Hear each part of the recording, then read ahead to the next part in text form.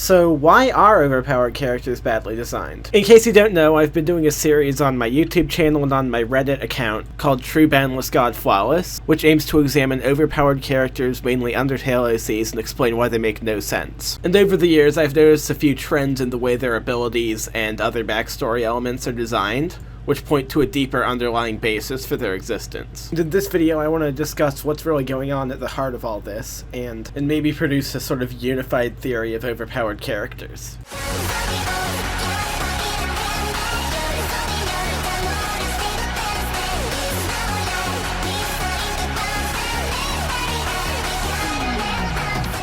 Let's start with this ability. It isn't one I found, it's just one I made up to showcase some of the stuff I've noticed about overpowered characters. A lot of this video's format will be like this. So here we start off with all of the transcendent, absolute, flawless, yada yada yada. These generally result as a product of something I've liked to call hyper-real power scaling. To explain this, I'd like to think of the people making these overpowered characters as kids trying to say larger and larger numbers. It might start out like 10, 1,000, a million, a Google plus 1. And eventually one of these kids is going to say infinity. And at that point, things stop really making sense. Infinity plus 1 isn't really defined, neither is infinity. So what is often resorted to is a sort of made-up gibberish, like the absolute infinity thing you see in clickbait videos a lot, and then perhaps true absolute infinity. I feel like that's what's going on here, except with power scaling instead of raw numbers. However, this analogy goes a bit further, we'll get to that later. For now I want to talk about a couple of these words in particular that are used. As far as I'm aware, these don't really mean anything. They're just like meaningless buzzwords picked up by people getting into power scaling. And like, some of these words technically mean something, but like, this applies to pretty much all overpowered abilities, so there's really no need to specify. The weirdest one I've noticed is irrelevant, which not only makes it sound like an extraordinarily weak ability rather than an extraordinarily strong one, but also, if you're specifying it, then it's clearly not irrelevant. This sort of bandwagon effect is also likely the reason why poorly defined terms like authority keep popping up. But the next trend highlighted by this ability in particular is superlatives. Superlatives are traditionally words like most or best. However, for the purposes of analyzing power scaling, I've decided to group them together with other absolute words, like unkillable. The reason these are bad is not only because it causes conflict, but also, well, really it's hyper-real power scaling again, but just in a different way, resulting in semantic oddities such as my character can kill unkillable beings, which pretty much forces you to ignore the word unkillable. And honestly, I feel like that's kind of the intent, just sort of a more meta level of bypassing.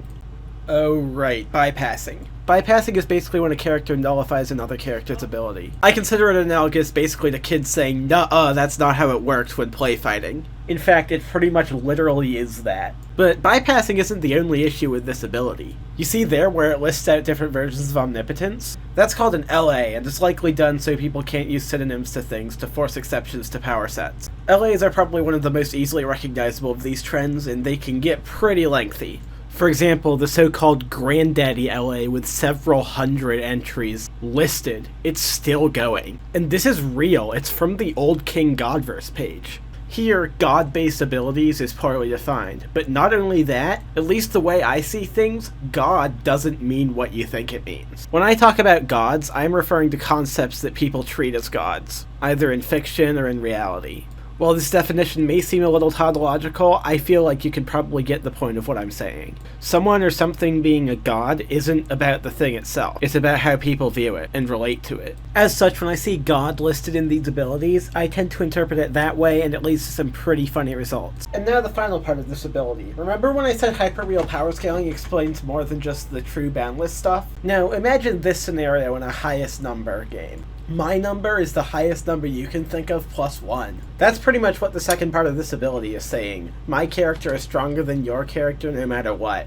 And it's like a really obvious tell that hyper-real power scaling is happening. This person isn't really caring about logic, they just want their character to be the strongest. This next example ability is a prime example of redundancy, which is when an ability is already covered by something else, in this case omnipotence, but it is listed anyway. There are really three main reasons why this pops up. The first is that either omnipotent doesn't actually mean omnipotent in this scenario, or the writer doesn't know what omnipotent means. This is pretty much just the person being bad, there's no real trend to be found here. The second reason is just the usual reason you'd have redundancy, or a variation on it. There might be some people that don't like it if you pull out an ability that isn't explicitly listed. But actually, there's something else I want to say on the topic of that. Specifically, a lot of these power lists tend to use the discrete ability model, i.e. when you list out a character's ability, it means that character can do that thing and specifically that thing.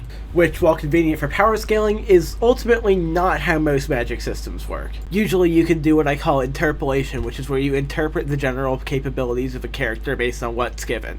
Discrete abilities lead to really weird formatting, such as this ability allows the character to, instead of this character can or even this character is capable of. Now for the final reason, which has to do with the fact that several of these characters are made over a long time, perhaps even by multiple authors, and the concept of the character may change over time, but old abilities are kept in, leading to redundancies. Another thing is the unusually common association with evil that these abilities have. I don't know what this is. I guess it's just like edgy, or maybe it's evil's thematic association with being powerful. This also brings up another problem of a lot of these characters seem to be crazy killers for no particular reason, but we'll get to that in the next one. The final section is just oddly restrictive for a character that's supposedly omnipotent. Next section, and there's a lot that I'm showing off here. The first is the insane killer bit that I brought up earlier. Again, this is probably just edginess and bandwagoning, but it doesn't really make sense unless that's an established theme for your character. The next trend is inconvenient passive abilities. Sure, it makes the characters look powerful, but do you really want to be automatically destroying everything all the time? And the second is this whole instinct bit, which honestly, I've had enough with. Even from a power scaling perspective, it goes against your goals to say this. A controllable ability is always more powerful than its uncontrollable equivalent. And it's fine if your character has an established theme that goes with this, but that is almost never true. So please, for the love of God, stop doing this with your characters. You know what else you should stop doing? Making these unnecessarily elaborate transformation process descriptions. Like, it's fine if you describe the actual form's appearance, in fact, please do, but describing the actual transformation process itself seems a little cringe. I get people think it's cool and all, but is it really all that necessary? And we're not even done with this transformation yet.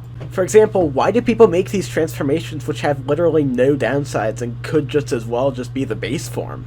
I'm sure there's some kind of time limit assumption being made here, but like, you need to specify if that's the case. You always need to specify your assumptions. I feel like the reason people don't is that they haven't encountered anything which challenges said assumptions, or even just that they choose to deny said challenges exist. And then there's all this multiverse crap, which is honestly just hyperreal power scaling again, but each time it shows up, it's like different. Plus, there's really no established convention for what any of these names mean, so when someone brings up the Chronoverse, all we can do is guess. There's also the word godity. Well, it's complicated because I actually use the word godity. I use it to distinguish the traditional fandom sense of God from the actual sense of God that I use. But with all of this, there's one ability that gets completely left behind. Not because it's weak or anything, in fact, it's probably theoretically the strongest ability, but because its existence breaks the fabric of power scaling. I'm talking, of course, about being an Overmind, having avatars. I doubt that I've ever seen this as a base ability on one of these characters. When I have, it's usually hidden behind omnipresence, and honestly, probably isn't what people think of when they write down omnipresence. The problem with polychism and power scaling is that it's a very flexible ability, too flexible in fact, to easily be compared. And keep in mind, I'm not trying to support power scaling here, I'm just trying to understand why it is the way that it is. The other issue with polychism is that it questions a lot of assumptions that are usually made in power scaling. For example, that death is a factor and that harming the body of a being will harm the being itself. And the other thing is that polychism isn't even a hard ability to get. For code-based beings, it's literally easier than not having it. And when your magic system can manipulate consciousness, which is really the main thing that's explicitly magic given our technology level, while Kara also confirms it to exist in Undertale, polychism seems like a pretty logical next step from that as well. And the especially weird thing is some people try to make up these weird abilities like omnivastance to claim that their character is beyond power scaling or something. And that's the one thing I don't understand. If you're not trying to make your character play nice with power scaling, why exclude polychism? There are also these weird abilities that sort of tease us regarding polychism. Like, it's almost polychism, but then there's some drawback that makes it not that. I don't know. Anyway, after all this, I really just want to say that I think I have a pretty good model for why power scaling is the way that it is. And I'll find it fun looking at ability lists and seeing where these patterns pop up. Anyway, that was all I wanted to say in this video. Goodbye!